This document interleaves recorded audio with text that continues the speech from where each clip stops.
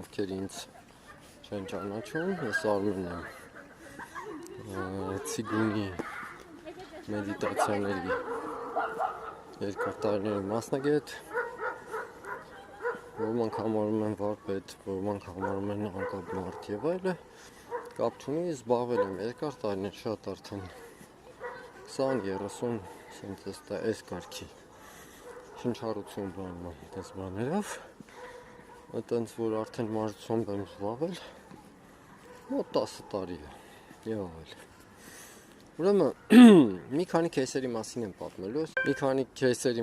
այսօր պատմելու։ Кейսերը հետևյալն են, ինչ է լինում, երբ որ մարդ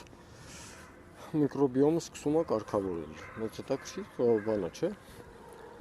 Առաջինը իմ մոտ եղել է, որ ցավային շեմը փոքրուց բավականին թույլ է եղել ու ես ցավը շատ քիչ եմ զգացել, դա լիմֆայի լավ վիճակի մասին է խոսել։ Հիմա ես չեմ կարող ասել ինչ է կատարվել, բայց վերջին ծուբաժի ժամանակ մաշկս վառել եմ, չեմ իմացել,